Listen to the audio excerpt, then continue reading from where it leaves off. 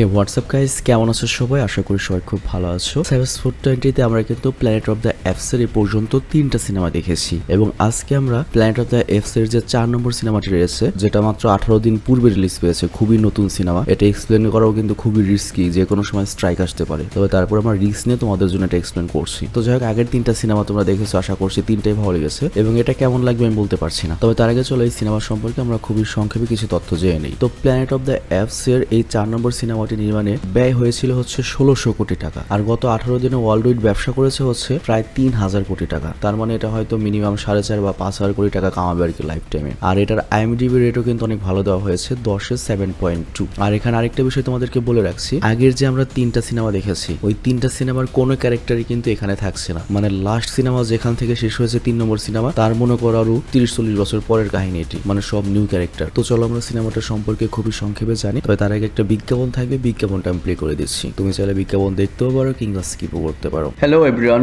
বাংলাদেশের খুবই জনপ্রিয় ওয়েবসাইট হচ্ছে বেডজিলি। আর বেডজিলি অ্যাপস ডাউনলোড করে বুঝে নাও 200 টাকা বোনাস। আর প্রতি রেফারে এখানে পাচ্ছ আনলিমিটেড 1000 টাকা পর্যন্ত বোনাস। আর তোমার জন্মদিনের বিনামূল্যে বোনাস পাবে 5000 টাকা পর্যন্ত। আর প্রথম ডিপোজিটে 800 টাকার ওয়েলকাম বোনাস তো পাচ্ছই। আর বোনাস নিয়ে আনলিমিটেড তুমি নগদ, বিকাশ, রকেট বা অন্যান্য সহজ পদ্ধতির মাধ্যমে তোমার জেতা টাকা তুমি তুলতে পারবে। 1000 টাকা ডিপোজিট করে বিনামূল্যে পেয়ে যাবে 1500 টাকা। আর জিডলি টুর্নামেন্টে জিতে নাও Yamaha R15 version 3, iPhone 15 pro max সহ অসংখ্য পুরস্কার। আরো রয়েছে 50,000 টাকা পর্যন্ত সাপ্তাহিক স্পোর্টস ব্যাগ বোনাস। আর টেবিল গেমে 3 লক্ষ টাকা পর্যন্ত সাপ্তাহিক ক্যাশব্যাক। আর তাই সকল বোনাস পেতে এখনো রেজিস্ট্রেশন করো, ইনকাম করো ঘরে বসে। লিঙ্ক দেওয়া রয়েছে পিন কমেন্টে। তবে আমরা যে বিজ্ঞাপনে দেই না কেন, তোমরা জেনে শুনে বুঝে তারপর সেখানে যাবে। ধন্যবাদ। তো বিজ্ঞাপন শেষে আমরা মূল ভিডিওতে চলে আসলাম। তো আগের 3 পর্বের কথা আমি আর বলছি না, কারণ মাত্রই দেখেছো সিনেমাগুলো, হয়তো মনে আছে। তো এই পর্ব যখন শুরু হয় তখন আমাদের বলা হয় যে সিজারের মৃত্যুর অনেক বছর পরের কাহিনীটা, মোটামুটি 15, 20, 30 বছর পরের কাহিনী। এবং বর্তমানে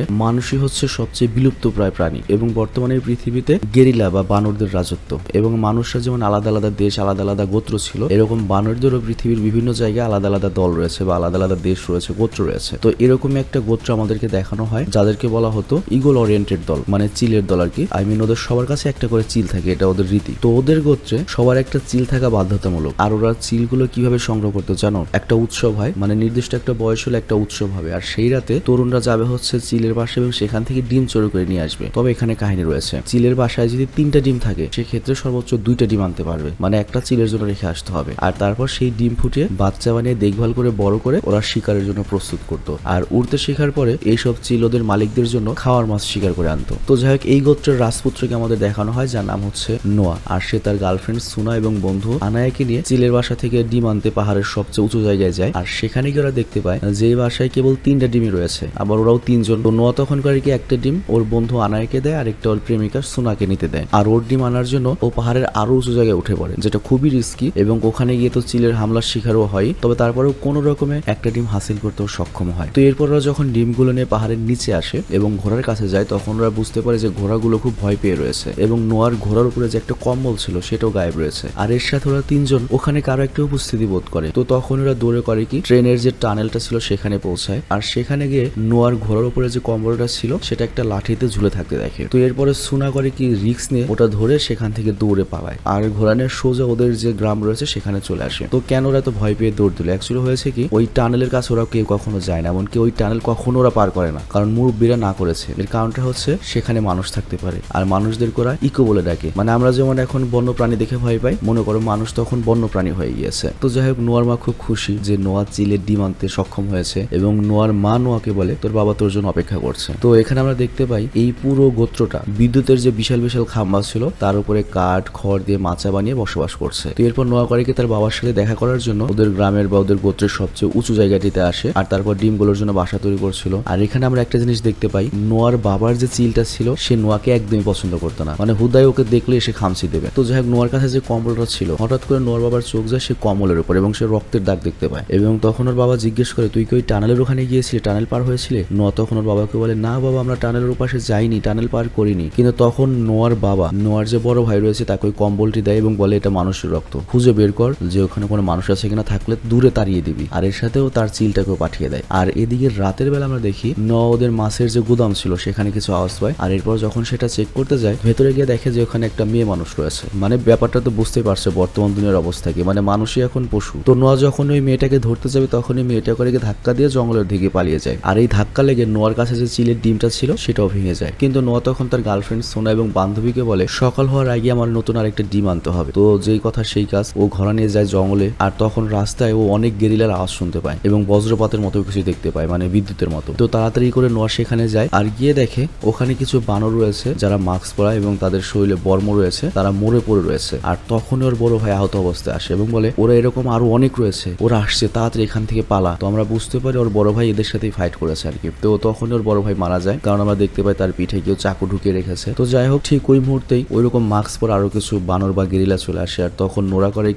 করে কি জঙ্গলে লুকিয়ে পড়ে। আর ওইখানে আমরা দেখতে পাই মাস্ক পরা বানরদের যে লিডার ছিল, কমান্ডার, তার নাম হচ্ছে সিলভা। আর সে তার লোকদের এরকম মরে থাকতে দেখে হতভম্ব হয়ে যায়। আর তারপর সিলভা, ওই সেনাপতি, নোয়ার ভাইয়ের পড়ে থাকা লাশ দেখে এবং তার পাশে মানুষের রক্ত লাগা একটা কম্বল পরে থাকতে দেখে। আর ওরা মানুষ শিকার করে। আর তারপর চোখ পড়ে নোয়ার ঘোড়াটির উপর। তো ঘোড়া দেখেই বুঝতে পারে যে এখানে কোনো গ্রাম রয়েছে। আর সে করে কি তার যে কারেন্টের একটা লাঠি রয়েছে সেটা দিয়ে ওই ঘোড়াটার পেছনে কারেন্ট লাগিয়ে দেয় এবং ঘোড়াটার পিছু নিতে নিতে গ্রাম পর্যন্ত চলে আসে এবং গ্রামে এসে নোয়াদের পুরো গ্রামটা জ্বালিয়ে দেয়। তো নোয়া তখন সেখানে আসে এবং সে তার বাবাকে বাঁচানোর জন্য আগুনে জ্বলতে থাকা মাছের উপরে ওঠে। বাট তখন কমান্ডার সিলভা ওকে মাছের উপরে উঠতে দেখে ফেলে। তবে তারপরেও নোয়া করে বাবার সাথে করে ওই মাছের মধ্যে যতগুলো চিল পাখি ছিল সবগুলোকে মুক্ত করে দিতে সক্ষম হয়। তবে হাজার চেষ্টা করে ওই কমান্ডারের কাছ থেকে সিলভা তার বাবাকে বাঁচাতে পারে না। তো নোয়ার বাবাকে মারার পরে কমান্ডার সিলভা করে কি নোয়াকেও মাছা থেকে নিচে ফেলে দেয়। বাট তখন নোয়া করে কি কারেন্টের একটা তার ধরে ঝুলে পড়ে। কিন্তু ওই মুহূর্তে কমান্ডার সিলভা তার ঝুলি থেকে কারেন্টের ওই লাঠিটা বের করে এবং ওই তারটিতে কারেন্ট দিয়ে বলে মহান সিজারের বিজয়। আর ওই কারেন্টের ঝাটকা খেয়ে নোয়ার হাতটা ছুটে যায় এবং সে সোজা নিচে গিয়ে পড়ে। তো পরের দিন সকালে যখন নোয়ার জ্ঞান ফিরে আসে তখনও দেখতে পাবে ওদের পুরো গ্রাম ধ্বংস হয়ে গিয়েছে এবং ওখানে ওই কমান্ডার সিলভার যে কারেন্টের লাঠিটা ছিল সেটাও পেয়ে যায়, যেটা নষ্ট হয়ে গিয়েছে বলে সিলভা ফেলে দিয়েছে আর কি। আর তারপরও দেখতে পায় যে ওর বাবার চিলটা এক জায়গায় বসে রয়েছে। তো এটা দেখেও করে কি সেখানে যেমন গিয়ে দেখতে পায় ওর বাবার লাশ পড়ে রয়েছে। তো এটা দেখে নোয়া তো মনে করে শোকে দুঃখে কাতর হয়ে যায়, কাঁদতে কাঁদতে লাশের পাশেই বসে পড়ে। আর তারপর নোয়া করে কি ওর বাবার লাশটিকে কবর দেয় এবং ওর বাবার লাশের কাছে ওয়াদা করে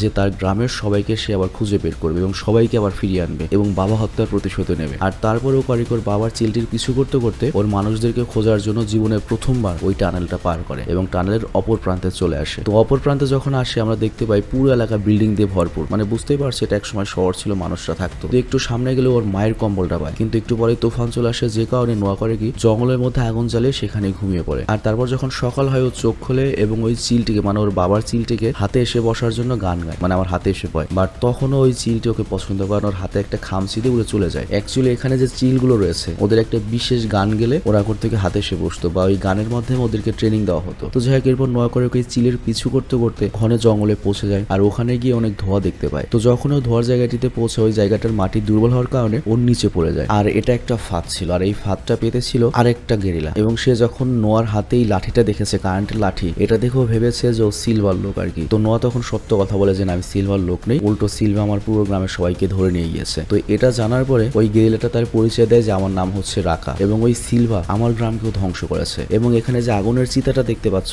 এটা আমার শেষ বন্ধুর লাশ। এখন পুরা গ্রামে শুধুমাত্র আমি একা বেঁচে রয়েছি। আর এখানে রাকার গলায় সিজারের সেই চিহ্নওয়ালা লকেটটা আমরা দেখতে পাই, মানে লাস্ট 3টা সিনেমার যে নায়ক ছিল সিজার, ওই তো ওদের মনে করো গেরিলা বংশের বা গেরিলা গোত্রের টপ লিডার। তো যাই হোক, সে নোয়াকে একটা বই দেখায় এবং বলে এটাই লাস্ট বেঁচে থাকা একটা চিহ্নের বই এবং এই সিম্বলের অবশ্যই কোনো মানে রয়েছে। আর আমাদের মহান সিজারের সময়ের বানররা অনেক বেশি স্মার্ট ছিল, তারা পড়তে জানতো। তো সিজারের নাম শুনে তো নোয়া অবাক হয়ে যায় এবং বলে ওই সিলভা যখন আমাদের গ্রাম ধ্বংস করে তখন কিন্তু সিজারের নাম নিয়ে ধ্বংসলীলা চালিয়েছে। আর এই কথা শুনে রাকা বলে কি বলবো, ওই সিলভা একটা শয়তান, সে সিজারের আসল আদর্শকে বিকৃত করে খারাপ আদর্শকে সবার সামনে তুলে ধরছে। আর সে যেটা অনুসরণ করছে সেটা কখনোই আমাদের মহান পুরুষ সিজার ছিলেন না। তিনি আমাদের বানর হওয়ার মূল মন্ত্র বলেছিলেন। তিনি আমাদের বলেছিলেন যতদিন তোমরা একসাথে রয়েছো ততদিন তোমরা শক্তিশালী এবং তোমরা এক বানর আরেক বানরকে মেরো না, মানে এটা গেরিলাই হবে আর কি, বানর বোঝার সুবিধার্থে বলছি। আর তখন থেকে আমি ওনার নিয়মেই চলে আসছি। আর আমি বিশ্বাস করি মানুষের থেকে বানর অনেক মহান, অনেক বুদ্ধিমান ছিল। আর তখন ওরা দেখতে পায় যে সেই মেয়েটি আবার ওদের পিছু করতে করতে এখানে চলে এসেছে। বাট এখানে ওরা তেমন কোনো নজর দেয় না, মানে একটা পশু পাখির মতো ইগনোর করে। আর তারপর রাকা আর নোয়া সামনের দিকে গিয়ে পড়ে। আর তারপর রাত কাটানোর জন্য ওরা একটা জায়গায় আগুন জ্বালিয়ে বসে। আর তখন ওই মেয়েটিও সেখানে চলে আসে। এরপর রাকা করে কি একটা আপেল ওই মেয়েটিকে দেয় এবং নিজের নাম বলে রাকা আর ওর নাম বলে হচ্ছে নোয়া। আর তখন এই মেয়েটি ওই আপেলটা খাওয়া শুরু করে, মানে চিন্তা করো কোন পরিস্থিতিতে চলে গিয়েছে। তো যাই হোক, এখানে অনেক ঠান্ডা লাগার কারণে রাকা করে কি নোয়ার কাছে যে কম্বলটা ছিল ওটা ওই মেয়েটাকে দিতে বলে।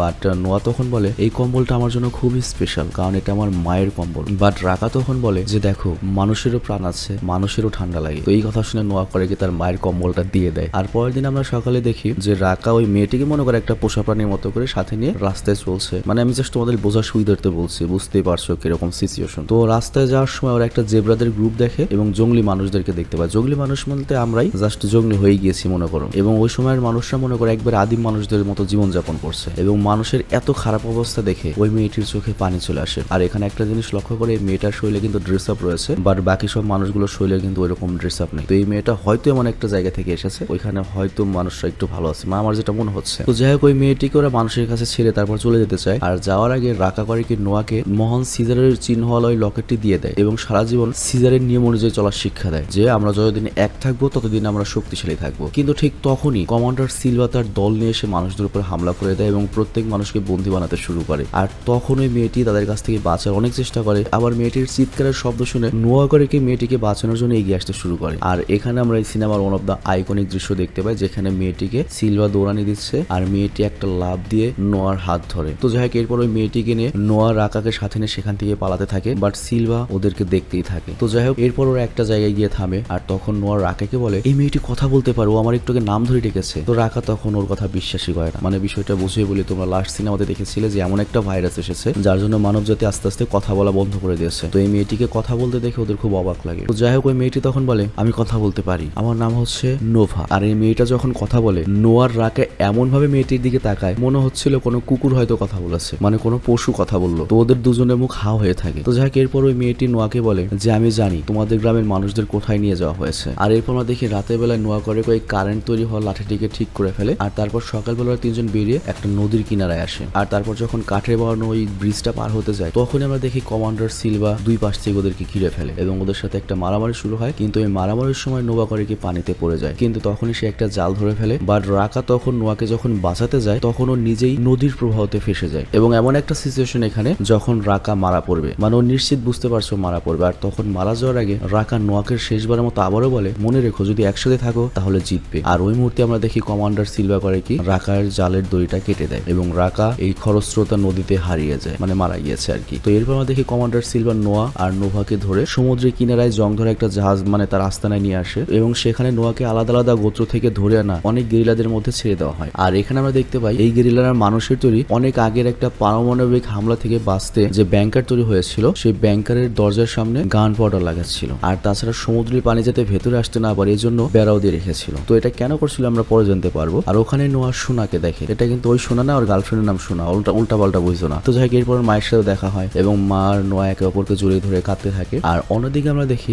নোভাকে একটা রুমে পাঠিয়ে দেওয়া হয় আর সেখানে ওর মতো আরেকটা লোক ছিল, সেও কথা বলতে পারতো, যার নাম হচ্ছে ট্রেভাদান। আর সেই মূলত এই কারেন্ট বানানোর লাঠিটা তৈরি করেছিল। তো যাই হোক, ওই গোত্রের যে লিডার বা রাজা তার নাম হচ্ছে প্রক্সিমাস। তো এই মানুষটা করে কি প্রক্সিমাসকে ইতিহাসের বই পড়ে শোনায়। আর এই বইয়ের কারণেই সে মানুষদের মহান কাজ সম্পর্কে জানতে পেরেছিল, মানে মানুষরা কোথায় কি রেখে গিয়েছে যেটা কাজে লাগতে পারে সেটা সম্পর্কে এই গেরিলাদের রাজা জানে। তো যাই হোক, তখন প্রক্সিমাস সবার সামনে আসে এবং সিজারের শিক্ষা সম্পর্কে বলে যে সিজার আমাদের একটা সুন্দর ভবিষ্যৎ দিয়ে গিয়েছে। আর তারপর ওই বাংকারের দরজায় সেকুল লাগিয়ে সকল শিবপাঞ্জিদের বলে যে টানো, আর এরপর বারুদটাও ব্লাস্ট করিয়ে দেয়। কিন্তু এরপরও দরজা একটুও নড়ে না, কারণ বুঝতে পারছো এই বাংকারটা তৈরি হয়েছে হচ্ছে পারমাণবিক বোম আটকানোর জন্য। তো এইসব বাজি থেকে আর এই দরজা ভাঙবে। তো যাই হোক, মিশন ফেল হওয়ার পরে প্রক্সিমাস বলে যে পরদিন আবার চেষ্টা করবো এবং সেখান থেকে চলে যায়। আর এরপর আমরা দেখতে পাই নোভা ট্রেভাদার নামে ওই লোকটাকে বলে দেখো প্রক্সিমাস যদি কোনোভাবে ওই বাংকারের দরজা খুলে ফেলে তাহলে কিন্তু সে মানুষের তৈরি ভয়ঙ্কর সব টেকনোলজি এবং অস্ত্র পেয়ে যাবে এবং এরপর সে কিন্তু পুরো দুনিয়ার সকল মানুষকে মেরে ফেলবে। তো ট্রেভাদান তখন রেগে বলে হ্যাঁ করবেই তো, এই পৃথিবীতে এখন শিম্পাঞ্জিদেরই, তারা তাদের সাম্রাজ্য অলরেডি বানিয়ে ফেলেছে আর তুমি গোসল করে রেডি হও কারণ তোমাকে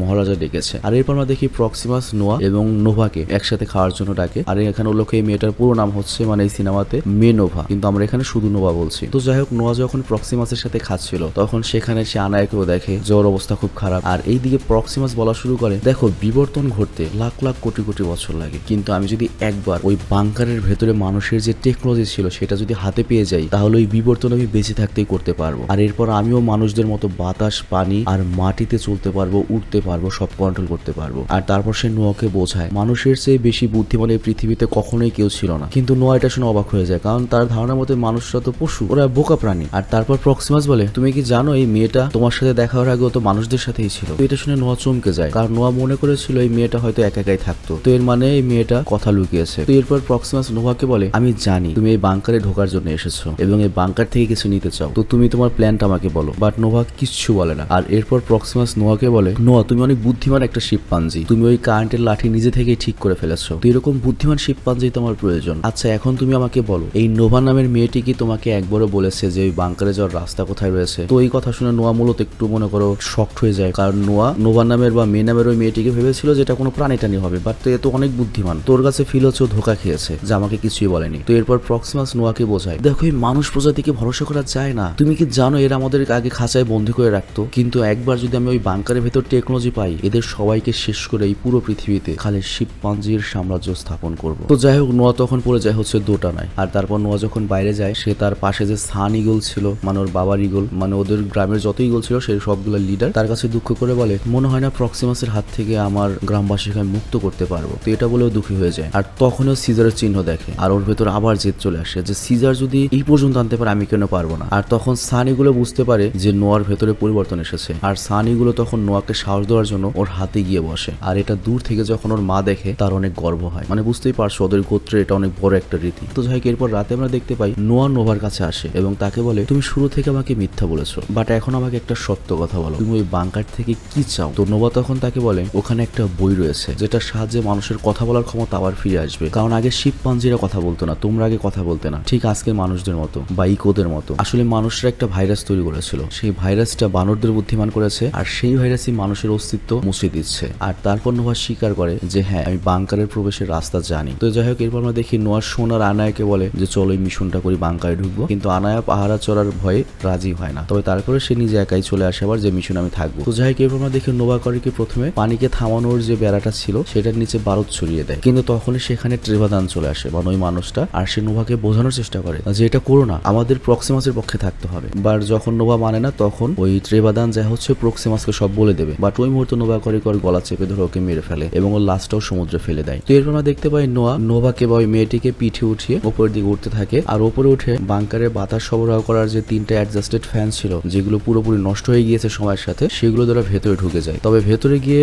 নোভা কোনো মানুষকে দেখতে পায় না। আর তারপর সে করে কি ওখানকার পাওয়ার সিস্টেম অন করে বইটা খুঁজতে শুরু করে, আর তখনই নোভা সেখানে একটা পিস্তল এবং ওই বইটা পেয়ে যায়। বাট এটা কোনো বই ছিল না, এটা ছিল একটা ডিস্ক যেটা স্যাটেলাইট সিস্টেমে অ্যাক্টিভ করার চাবি ছিল। তো এই দিকে নোভা যখন এগুলো করছিল, ওই দিকে নোভা আবার একটা পুরনো বই পেয়ে যায়, আর সেই বইয়ে গল্প ছিল যে মানুষরা কিভাবে শিম্পাঞ্জিদের বন্দী করে রাখতো। তো নোয়া যখন এটা দেখে ও তো পুরো শকড হয়ে যায়, মানে নোয়া এতদিন পর্যন্ত ভেবেছিল যে মানুষ আর শিম্পাঞ্জিরা হয়তো কোনো এক সময় একসাথে থাকতো, কিন্তু মানুষ তো উল্টো ওদের পশুর মতো রেখেছে। তো যাই হোক এই জন্য নোভাকে সন্দেহ করতে শুরু করে, কিন্তু তখনই নোভা করে কি ভেতর থেকে বাংকারের যে মেইন দরজা সেটা খুলে দেয়, আর ওই মুহূর্তে প্রক্সিমাস করে কি তার লোকজন নিয়ে নোয়ার দলের সাথে ফাইট করে এবং সোনার গলায় চাকু ধরে এবং তাকে বন্দী করে নেয়। আর নোয়াকে জিজ্ঞাসা করে নোভা বাংকারের ভেতরে এসে কি ষড়যন্ত্র করেছে আমাদের বিরুদ্ধে। তো নোয়া তখন কোনো উত্তর না দিলে প্রক্সিমাস করে কি লাইটনিং কে সোনাকে ডাইরেক্ট মেরে ফেলার নির্দেশ দেয়। তো এরপর যখন লাইটনিং সোনার গলা কাটতেই যাবে তখনই লাইটনিং কে গুলি মেরে দেয় হচ্ছে নোভা, আর গুলির আওয়াজ শুনে সকল শিম্পাঞ্জিরা ভয় পেয়ে যায়, মানে বুঝতে পারছো মানুষের অস্ত্র। কিন্তু এখানে আরেকটা জিনিস আমাদের দেখানো হয়েছে, সিজাররা যখন ছিল তখন কিন্তু গেরিলারা অস্ত্র ইউজ করতো, বাট একটা অস্ত্রের তো রেগুলারলি তোমার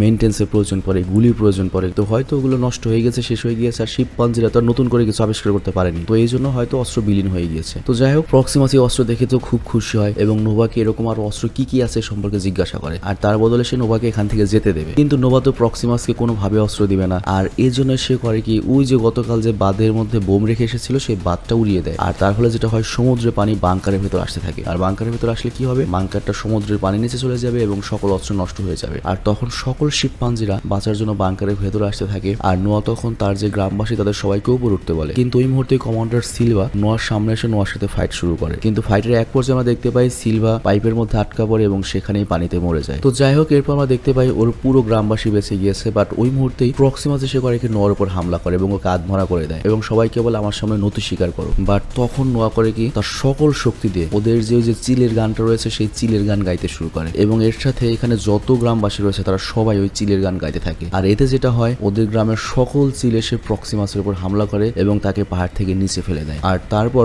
মেন যে লিডার ইগল রয়েছে, লিডার চিল রয়েছে, সেটা এসে নোয়ার হাতে বসে। তো যাই হোক এরপর তারা সবাই ফিরে এসে নিজেদের ঘর আবার বানাতে থাকে, আর নোয়াও তার বাবার মতোই বাসা বানাতে থাকে। আর তখন নোভা আসে ওর সাথে দেখা করতে, আর সে নোয়াকে বলে মানুষদের তাদের অধিকার এবং জায়গাকে আবার ফেরত পাওয়া উচিত। নোয়া তখন বলে সব জায়গা যদি মানুষেরই হয় তাহলে আমাদের শিম্পাঞ্জিরা কি চুপ হয়ে যাবে? কারণ সিজার একটা জিনিসই চাইতো, সেটা হচ্ছে মানুষ আর শিম্পাঞ্জি একসাথে বসবাস করুক। এটা কি কোনোদিন আসলে হতে পারে বা কোনোদিন হওয়া সম্ভব? তোমরা কি আমাদের সাথে কখনো ভালো ট্রিট করেছো, বা তোমাদের হাতে সকল ক্ষমতায় গেলে তোমরা কি সবার সাথে বাকি সব প্রাণীদের সাথে ভালো ব্যবহার করবে? তো এই কথা শুনে নোভা পুরো শকড হয়ে যায় এবং ইমোশনাল হয়ে যায়। আর সে মূলত এখানে নোয়াকে মেরে ফেলার জন্য এসেছিল, কারণ নোয়া সবচেয়ে স্মার্ট একজন শিম্পাঞ্জি, মানে পরবর্তী সিজার, যে হয়তো এই শিম্পাঞ্জির যে জেনারেশন রয়েছে তাদেরকে অনেক উপরে নিয়ে যাবে, এবং ও যদি বেঁচে থাকে তাহলে ভবিষ্যতে মানুষরা আরো খতম হয়ে যাবে। তো এর জন্য ও মারতে চাইলেও এখন আর মারতে পারে না, পিস্তলটা লুকিয়ে ফেলে। আর তখন নোয়া করে কি, সিজারের চিহ্নওয়ালা যে লকেটটা ছিল সেটা নোভাকে দিয়ে দেয় এবং বলে এটা অনেক স্পেশাল, যতদিন একসাথে থাকবে ততদিন শক্তিশালী থাকবে। তো এরপর নোভা সেটা নিয়ে চলে যায়, আর আমরা দেখতে পাই নোভা সোজা একটা স্যাটেলাইট স্টেশনে গিয়েছে, এবং সেখানে আগে থেকে অনেক মানুষ ছিল এবং তারা ওই অ্যাক্টিভেশন ডিস্কটা নিয়ে সিগন্যাল পাঠানোর জন্য রাডার অ্যাক্টিভেট করে দেয়। আর এর ফলে পুরো পৃথিবীতে বিভিন্ন জায়গায় যেসব মানুষ এখনো স্মার্ট রয়েছে, বেঁচে রয়েছে, লুকিয়ে রয়েছে, তারা সবাই লোকেশন পেয়ে যায় যে অমুক যে অমুক মানুষ রয়েছে, মানে মানুষের কমিউনিকেশন সিস্টেম আবার চালু হয়ে যায়। তো মানুষ যদি তাদের অধিকার ফিরিয়ে আনতে চায়, তারা যদি আবার স্মার্ট হতে চায়, আগে সকল মানুষকে একত্র হতে হবে। মানে ঠিক যেভাবে গেরিলার একবারে ছোট্ট পজিশন থেকে হাই পজিশনে গিয়েছিল, সেরকম মানুষেরাও আবার হয়তো ফেরত আসবে। আর এইদিকে আমরা দেখি নোয়া সোনাকে একটা দূরবীন দেয়, মানে তার গার্লফ্রেন্ডকে, এবং আকাশের অদেখা জিনিস দেখাচ্ছিল। পাশাপাশি একই সময় নোয়া আকাশের দিকে তাকায়, মানে এই আকাশে, এই বাতাসে, পৃথিবীতে ওদের দুজনেরই হক রয়েছে, মানুষেরও হক রয়েছে, শিম্পাঞ্জিরও হক রয়েছে। তো এর মানে ভবিষ্যতে হয়তো আরেকটা লড়াই অনিবার্য। তো যাই হোক, এখানে এই সিনেমাটি শেষ হয়ে যায়। তো যাই হোক, আমি আজকের মতো বিদায় নিচ্ছি। তোমার সবাই ভালো থেকো, সুস্থ থেকো, টেক কেয়ার, আল্লাহ হাফেজ।